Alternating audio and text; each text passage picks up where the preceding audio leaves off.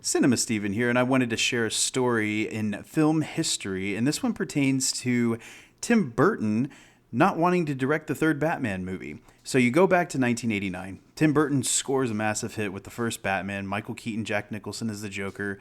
It's groundbreaking stuff. Prince is on the soundtrack. Everybody loves it. It's one of the biggest hits in WB history. Grossed in at $254 million dollars at the box office. Surefire hit, right?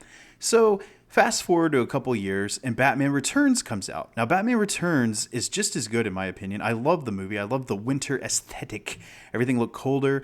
Introduced the Penguin, played by Danny DeVito. It introduced Michelle Pfeiffer as Catwoman, who arguably is still the best Catwoman performance on screen. TV today, I mean, she's just the best. So makes you wonder, why didn't Tim Burton do part 3? Why did Michael Keaton come back to do what is now known as Batman Forever from 1995?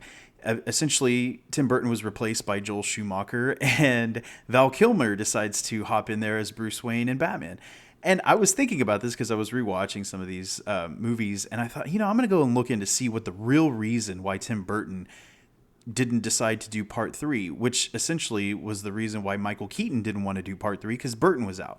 So what had actually happened was, for Batman Returns, Tim Burton personally chose Daniel Waters to write the script for this movie. Now, Daniel Waters is the writer of Heathers, which is a cult classic movie starring Winona Ryder and Christian Slater.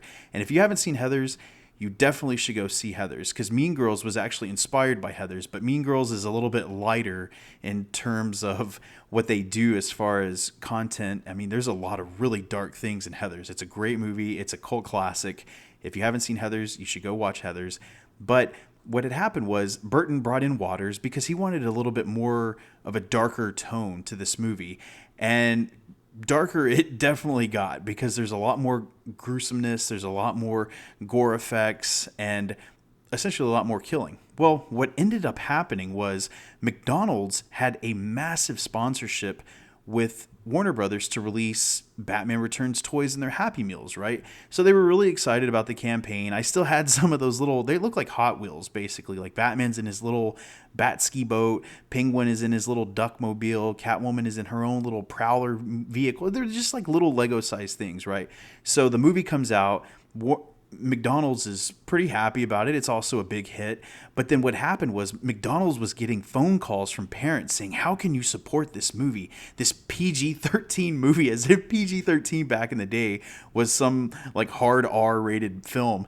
And there was a huge blowback to McDonald's. So they were getting a lot of phone calls and a lot of fan mail saying, you should pull this sponsorship immediately. This movie is not for kids, blah, blah, blah, blah, blah. So what had ended up happening was, for the third Batman movie, McDonald's was threatening to pull the sponsorship if they didn't make a lighter, more family-friendly film. And they were apparently paying a lot of money to do so. And Tim Burton is in here thinking, well, I'm not going to relent. I'm making my films the way that I want to make them. If you don't like it, well, I can step aside and hand select someone. So that's essentially what happened. Warner Brothers didn't back Tim Burton in this situation, which is really shitty, because Beetlejuice 2 was also on the line even back then. And so Burton decided, well, I'm not going to make Beetlejuice 2. I don't want to make it with WB. So essentially a lot of dominoes fell because of old Ronald McDonald and him thinking that Batman Returns was a little bit too dark. And I was also looking in to see what the third Batman movie was going to be. And what essentially happened was, the third Batman was going to be called Batman Continues. It wasn't going to be called Batman Forever. It was going to be Batman Continues.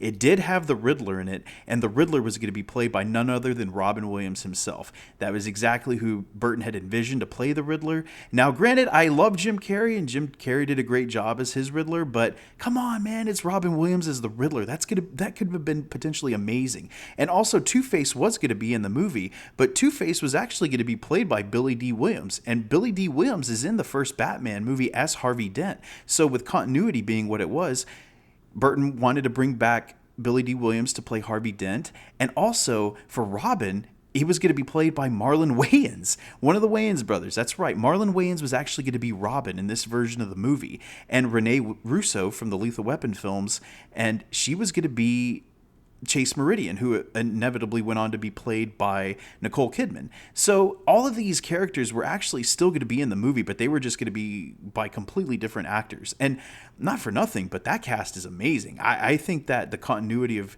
Billy Dee coming back as Harvey Dent would have been great. I love Tommy Lee Jones, but come on, man, that would have been perfect. It was right there, but they didn't do it. And it's unfortunate, again, that McDonald's decided to win in this affair. I think that it was a big mistake. I do happen to love Batman Forever. I love that question mark Batman symbol logo. But I will also say that with the McDonald's sponsorship for Batman Forever, they did give us those beautiful fake crystal glasses that they decided to release, because I mean, without that, I wouldn't have had those crystal glasses. And if you go look on eBay, they're actually worth a pretty penny. And I do have one still intact, and I am afraid to even touch it. I should bubble wrap it or something. But that is actually the story of how McDonald's versus Burton ended up changing the history of that film series forever.